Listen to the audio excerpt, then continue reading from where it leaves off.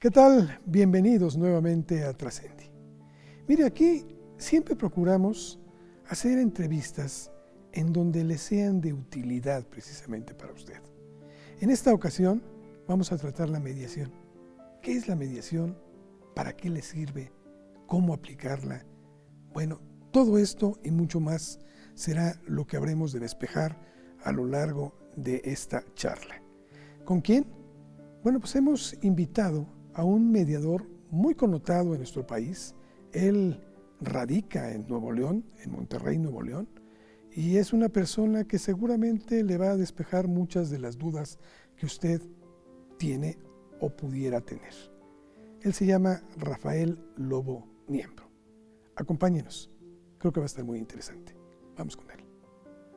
Rafael, antes que nada, quiero agradecerte verdaderamente porque sé que eres una persona muy ocupada, tu agenda la tienes saturada, tienes muchas mediaciones, tienes cursos, tienes proyectos, tienes clases, tienes muchas cosas y te has dado la oportunidad de platicar con Humanitas, la Universidad Humanitas a través de Trascendi.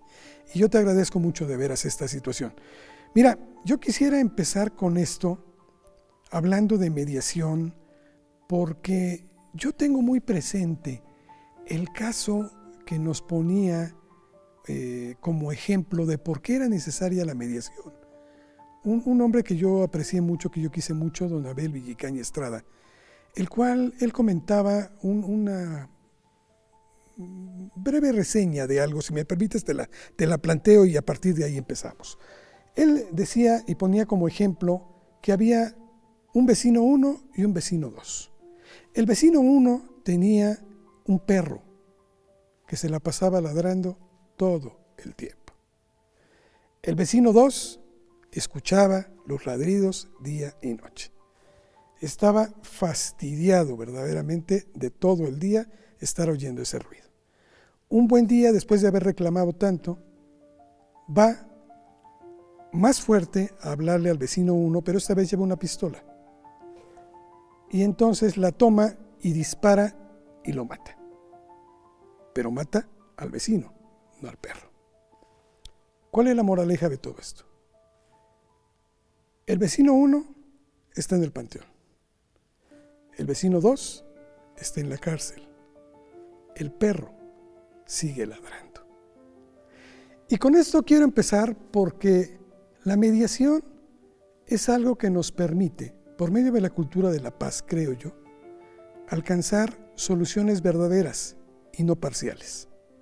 Pero yo quiero que tú como especialista seas el que nos digas qué es la mediación y qué importancia tiene en tu vida. Por favor, Rafael. Bueno, primero agradecer el espacio y la invitación. Siempre es grato conectar con amigos y personas y organizaciones interesadas en difundir pues, estas formas de dialogar, de resolver colaborativa y pacíficamente, porque bueno, acabas de dar esta historia como de terror, ¿verdad? Que pareciera ser algo muy lejano. A mí, pues me remontó a mis primeros años de mediador hace más de 25 años ya casi.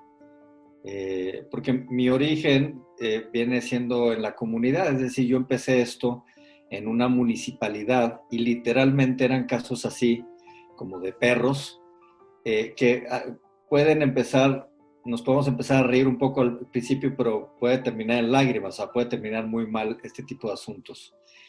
En mi caso muy particular, a mí la mediación llegó en un momento pues muy oportuno, muy temprano en mi desarrollo profesional. Yo tenía, yo creo que apenas unos 2 años o 3 a lo mucho de haberme graduado de la universidad, entonces todavía no estaba tan hecho a la forma tradicional de ser abogado. Yo soy abogado de origen, que ya tengo muchos años dedicado tiempo completo solo a temas de mediación. Entonces no me resultó tan complicado hacer el cambio. La mediación viene siendo hay distintas maneras de verlo. Lo podemos ver desde algo muy simple como una metodología, una serie de herramientas, destrezas y competencias sociocognitivas para facilitar un diálogo. Pero la verdad es que la mediación es también una filosofía de vida. O sea, cuando me preguntas cómo te ha impactado esto, pues claro que me ha cambiado la vida. En mi caso particular, pues fue como un llamado, es decir, supongo como tú en el tema de la comunicación, pues todos tenemos una vocación y yo soy un abogado que al principio no me súper encantó la práctica tradicional de la profesión, la cual respeto y practiqué algún tiempo, pero cuando encontré el tema de la mediación me reencontré conmigo mismo, con muchas cosas que estaban sembradas en mí, desde mis padres, desde mi familia, desde la manera en la que fui educado, y como que tenía mucho sentido, resonaba fuertemente en mí, y yo creo que pocas veces en mi vida he tenido tanta claridad en algo como en eso. Y entonces emprendí un camino que no ha terminado, ¿no? Ha sido pues, el mayor y mejor viaje de mi vida profesional, incursionar en estos temas, ¿verdad? Yo estoy seguro, Rafael, que hay muchas personas que no saben todavía qué es exactamente la mediación y lo que son los medios alternativos de solución. ¿Podrías describirnos esto, por favor? Sí, sin caer en algo muy complicado, porque una de las características que tiene la mediación es precisamente que se presenta como algo más informal, algo más sencillo. Los métodos alternos son precisamente estas formas o metodologías o mecanismos. Alternos, hablamos de alterno a lo, digamos, como tradicional, que viene siendo los juicios, los pleitos, los abogados, los jueces. Y lo que se está planteando en el mundo y también en México es una corriente, una tendencia a decir, a ver, espérense. Primero hay que hablar y el último recurso debe de ser ir a la guerra. Y la guerra moderna hoy son los tribunales, pero sigue siendo la guerra. Y pareciera que habíamos estado equivocados donde en México o en otros países decíamos, mira, tú primero dispara y luego pregunta. O es como si le dijeras a tus hijos, mira, cuando tengas un problema, mi hijo, primero tú peléate. Y peleando vas a resolver los problemas. Y luego platicamos. Entonces, era un poco como el mundo al revés. Y la tendencia es a que no. Entonces, esos son los métodos alternos como la mediación, la conciliación o el arbitraje. Pero centrado en el tema en particular de la mediación es este proceso que se lleva por una persona tercera, ajena al conflicto.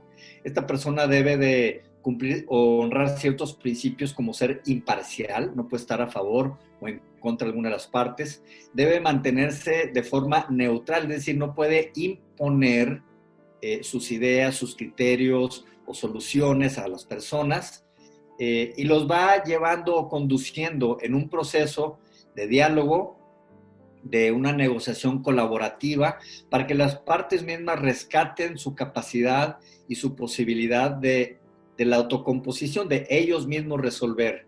Lo que tenemos en México y en otros países es un alto índice de cumplimiento de los acuerdos que se han firmado en más de 20 años que tiene la mediación en sede judicial.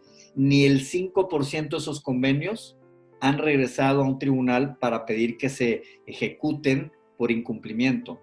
Entonces, el camino es importante en este caso, la forma en la que se hace y, claro, seleccionar un mediador que esté capacitado, que tenga las credenciales, de preferencia que esté certificado, y él conduce este procedimiento entre las partes en conflicto para resolver problemas de múltiple naturaleza, asuntos de orden familiar, de orden civil, de cuestiones mercantiles, asuntos laborales. Hoy en México ya la conciliación es obligatoria antes de juicio, ahora con todo lo de la reforma laboral. Entonces, hay una efervescencia y un movimiento muy importante que ya tiene algunos años, pero que posiblemente está llegando al pico de su mayor desarrollo en México.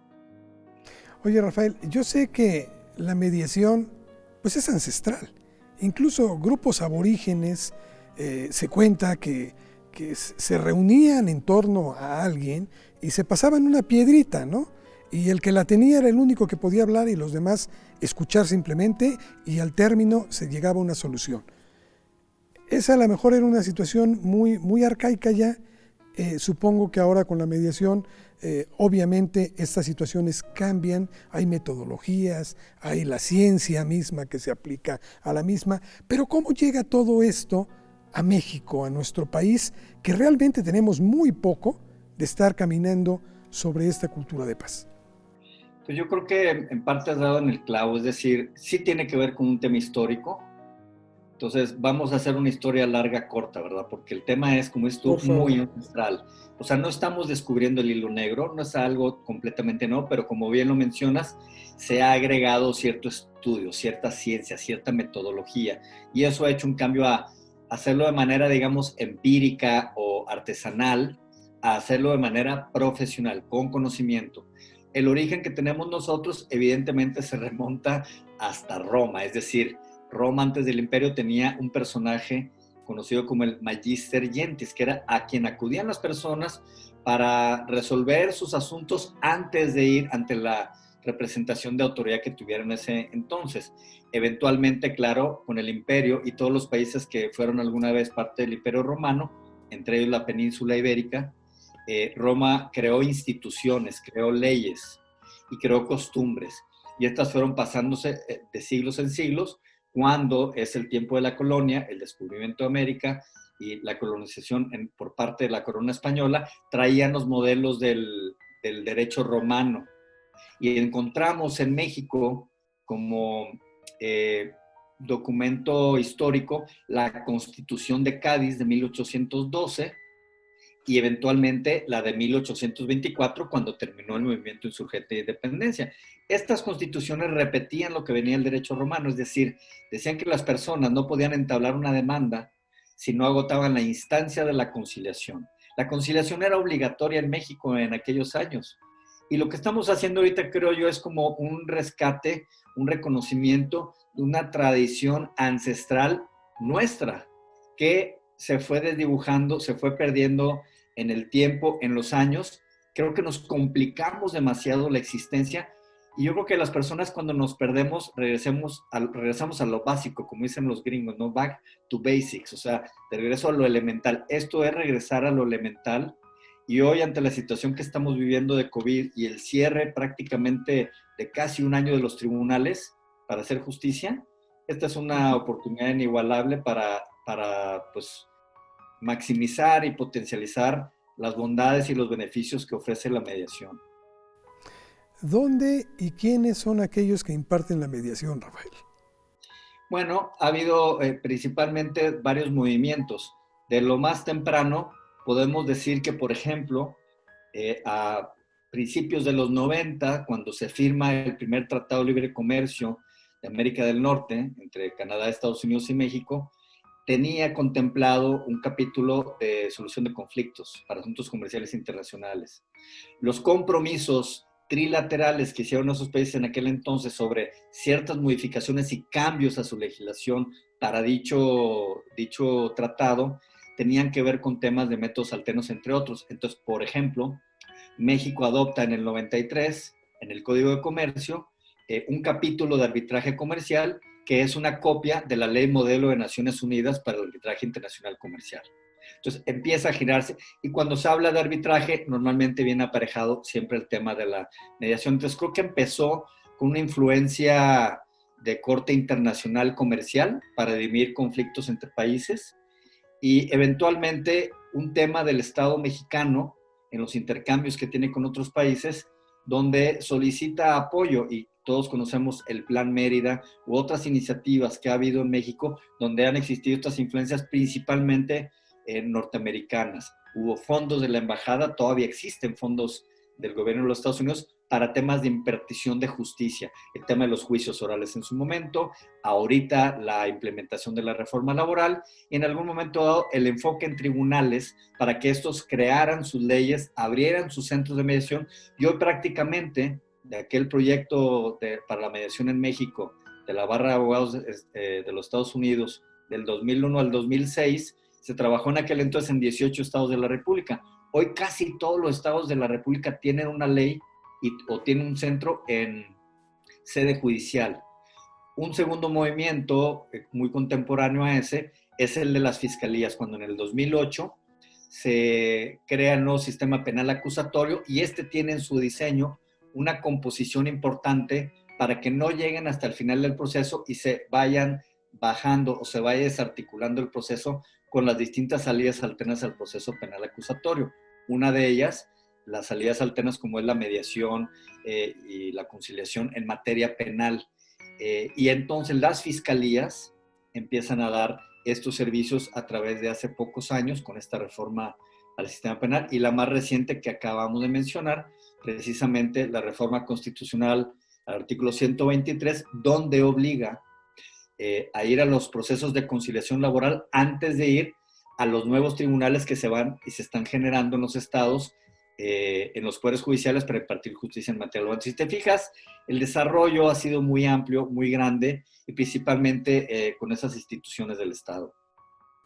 Ya se han convencido muchos abogados de las bondades que tiene esto, porque antiguamente yo recuerdo cuando se empezaba la mediación en el país, que sentían como que les iban a quitar precisamente su fuente de ingresos, y hay que entender que un juicio es totalmente diferente a lo que se lleva a cabo en mediación, porque en un juicio siempre hay una persona que pierde y una que gana, y para eso estaba conformado precisamente incluso hasta la propia cátedra para los abogados.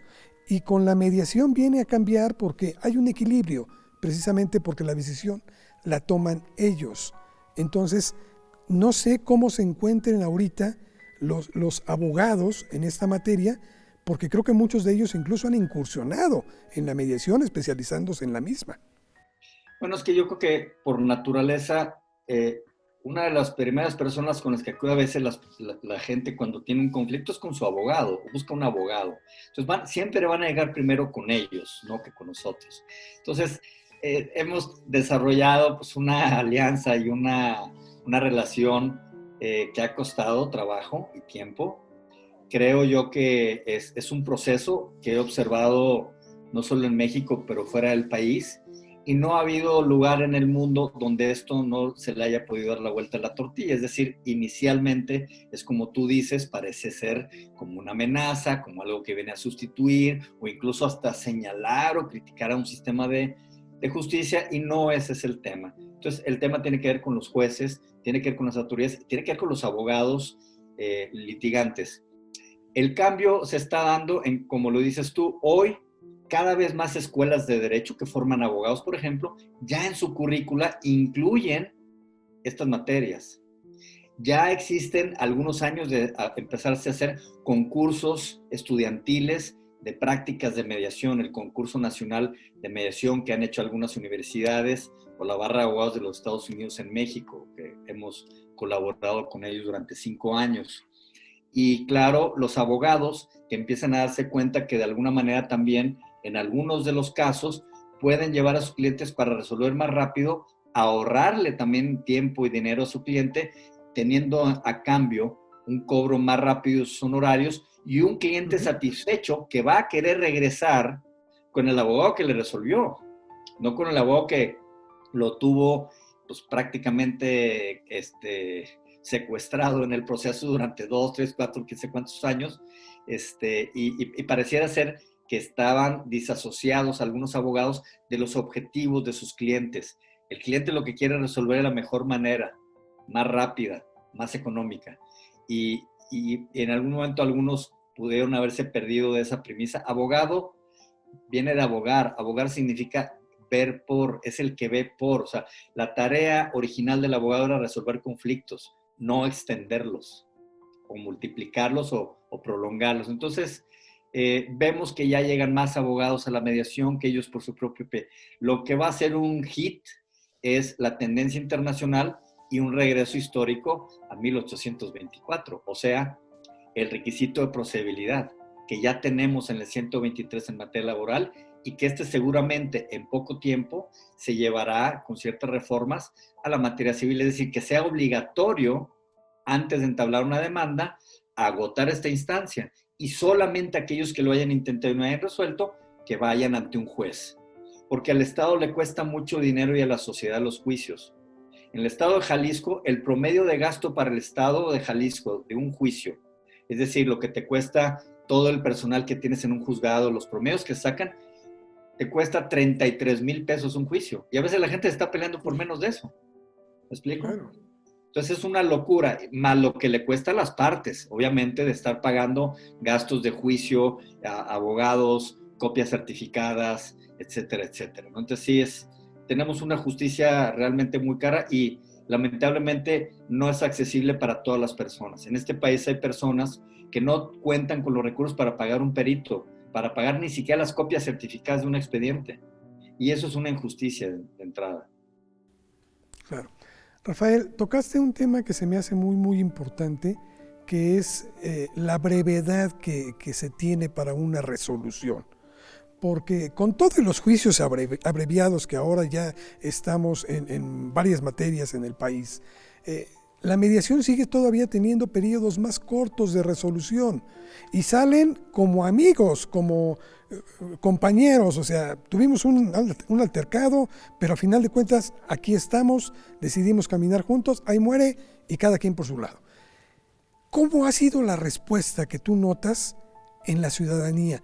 Los efectos prácticos que ha tenido la mediación, y no sé, abusando de ti, si nos pudieras dar algunas anécdotas, que seguramente tienes muchísimas en esta materia. No te puedo decir que toda la gente sale agarrados de la mano, pero más o menos entre 8 y 8,5 de cada 10 casos que entran salen con un convenio. Es decir, los números que tenemos en México, una media nacional más o menos, andan por ahí, entre el 8 y el 9 de cada 10 asuntos que entran. El tema es que lleguen. O sea, lo que nos ha faltado, creo yo, es que todavía ha sido un universo muy pequeño de la totalidad de los casos que hay en tribunales y de la totalidad de la población que hay en un país. Entonces, lo único que yo he visto que ha acelerado procesos para que esto realmente tenga un efecto multiplicador y verdaderamente genere un impacto en los números en una sociedad es a través, entre otras, un requisito de procedibilidad, es decir, que tenga que agotarse esta instancia. Y entonces se van a despresurizar un poco los tribunales.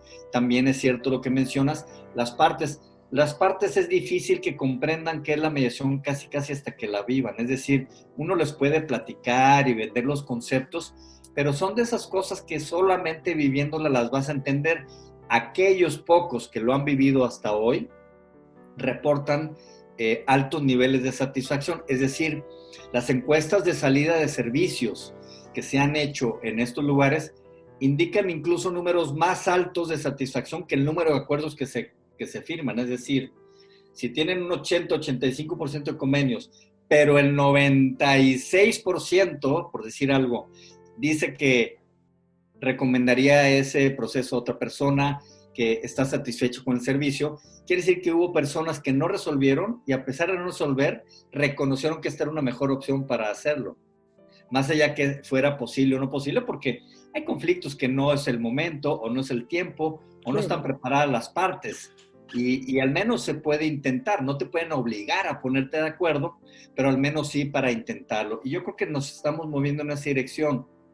Como anécdotas, pues te puedo decir que he tenido pues de todo, es decir, desde mis orígenes en asuntos comunitarios, ¿no? Asuntos como el que describías así del perro que ladra, asuntos de tipo familiar, asuntos comerciales locales, nacionales o internacionales. La verdad es que he sido muy afortunado en mi carrera de el tipo de exposición e invitación que he tenido a participar también con organismos como el Banco Mundial, mi experiencia como mediador para el Banco Mundial, para México y el Caribe, en asuntos internos del banco, es decir, asuntos entre los mismos empleados del banco, pues ha sido una experiencia realmente única. Entonces, pues he tenido un abanico como muy amplio de posibilidades y pues bueno, siempre estoy abierto y aprendiendo cosas nuevas. Hemos desarrollado proyectos en sistemas carcelarios, en entornos educativos. Um, yo creo que es difícil saber qué voy a estar haciendo mañana. La vida me ha ido llevando y presentando a lugares que yo nunca hubiera imaginado y yo pues he tratado de ser más o menos dócil a eso, porque yo decía, ¿qué estoy haciendo yo? Yo soy un abogado, ¿yo qué estoy haciendo en una escuela?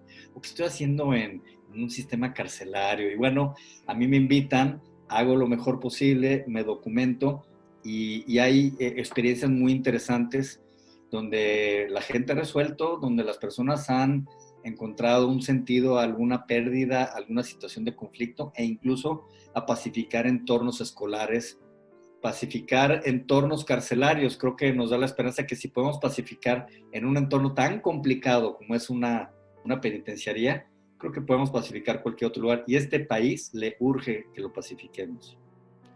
Oye, me llama mucho la atención y te me adelantaste un poquito a esto que te quería preguntar yo del Banco Mundial. ¿Qué hace un mediador en el Banco Mundial precisamente? ¿Cuál es tu chamba ahí? Pues hay una práctica de la mediación que tiene que ver con lo que algunos autores le llaman como la mediación organizacional, es decir, hay instituciones de orden internacional que tienen dentro de sus normas resolver los conflictos antes de ir ante una autoridad y eh, General Electric o compañías de ese tamaño tienen dentro de sus normas resolver a través de estas formas alternativas.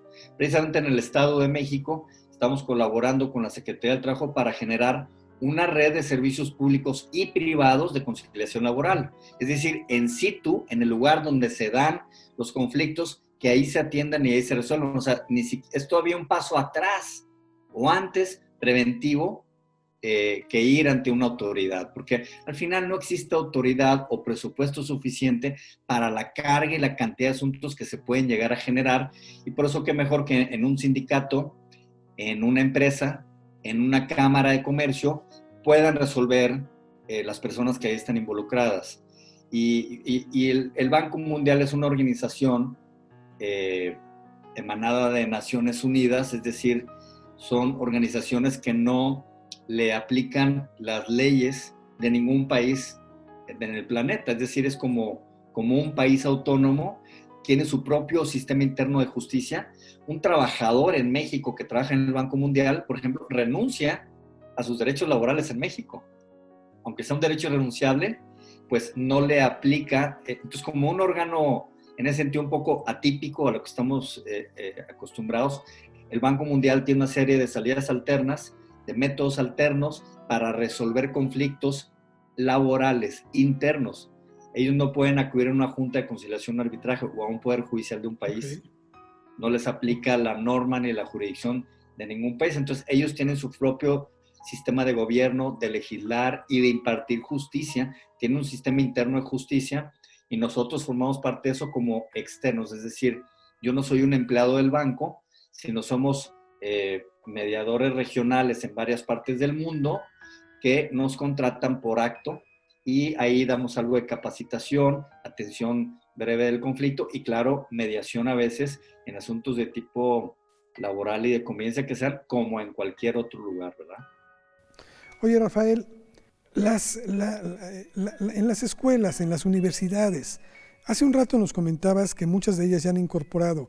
¿Crees que esta sea una tendencia cada vez más fuerte, una necesidad, diría yo, de incluirlo en su plan de estudios en la totalidad? Sí, porque hoy en cualquier lugar que están contratando, entre las capacidades que le llaman ahora blandas, ¿verdad?, que están buscando en egresados, es que puedan resolver conflictos. Entonces, las destrezas y competencias que aprende uno como mediador le son buenas a cualquier persona.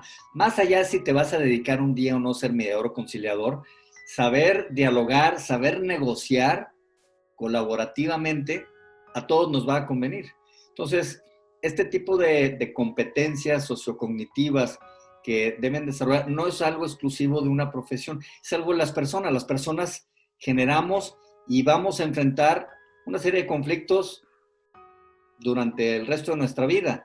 Y lo que va a hacer la diferencia es cómo los enfrentamos, no es evitarlos, sino es cuando llega aquello que llega a tu vida, cómo respondes. Y cada vez creo que se están poniendo más en el ojo, en la mira en ese sentido, las personas, las empresas que contratan en los egresados. Y entonces las universidades están trabajando fuertemente en otro tipo de competencias de manejo de conflictos es una de ellas. Y yo diría que esto, aunque evidentemente los abogados han estado avanzando bastante, debería ser algo que debería estar en cualquier escuela de cualquier profesión. El desarrollo de competencias para solución de conflictos es algo hoy altamente valorado en el mercado laboral. Ok. ¿Hay suficientes mediadores en el país? No. En México existe aproximadamente, hicieron un censo el año pasado los tribunales, como de 2.600 mediadores certificados, de los cuales 600 están en la sede judicial, en los tribunales. Y los otros 2.000, básicamente el 80% de eso está en 3 ciudades, que es México, Guadalajara y Monterrey, que son ciudades que ya tienen arriba de 500 o 600 mediadores certificados privados. Entonces, es muy poquito para un país tan grande. Es algo que va a tener que crecer. Otra vez, lo que va a generar la demanda es que haya trabajo. Es decir, ¿para qué quieres muchos mediadores si ahorita no hay muchos casos? Y no es que no haya casos, no hay la cultura o el incentivo suficiente todavía. Si al menos los casos que están yendo a tribunales les dicen que antes de ir al tribunal tienen que agotar eso, va a generar una demanda del servicio y por ende va a crecer el número de mediadores que se van a requerir para hacer frente a tal situación. Bien.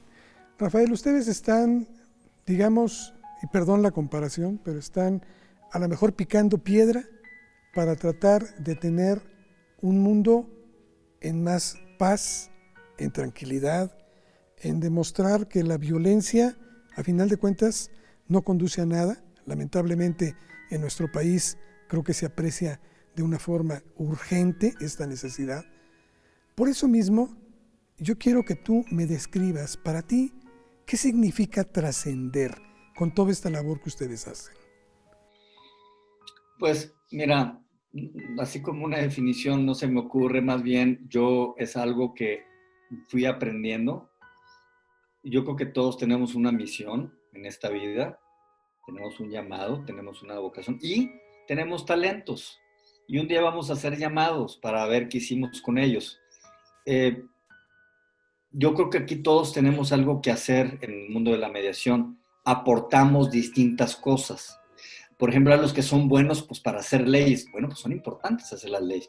Hay quienes son buenos para escribir libros o para dar cursos o para vender o fomentar el concepto o para operar sistemas en distintas áreas. Entonces, aquí hay, la verdad, mucho trabajo. Yo a todos los que les digo que se animen, pues lo único que sí les puedo asegurar es que nunca se van a aburrir porque aquí hay tanto trabajo y tantas cosas por hacer.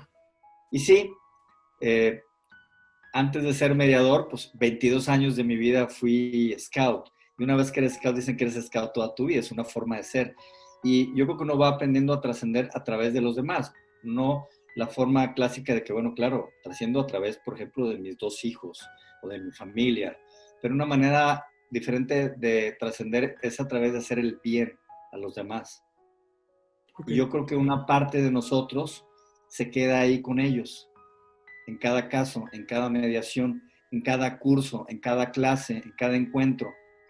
Y ese fue un ejemplo que me dejaron mis padres, una manera en la que fui educado, que venimos a este mundo a servir, a ser útiles. Y en eso creo que es una manera diferente de trascender. Y más que por buscar la trascendencia, es porque pues vamos, como dices tú, haciendo arado, vamos haciendo camino. Y sí, para mí ha sido siempre importante buscar dejarle a los que vienen atrás mejor, un mundo mejor que como lo encontramos. Muchas gracias, Rafael. De veras, te agradezco muchísimo esta entrevista, estos conceptos que no tienen más que el ánimo de mostrarle a la gente que las soluciones pueden encontrarse de una manera distinta, en paz, en armonía, y que siempre visualizando un mundo que puede ser mejor. Te agradezco de veras muchísimo. Gracias a ti por el tiempo y la entrevista. Muchas gracias y saludos a todos. Gracias, Rafael. Que tengas un excelente día. Gracias.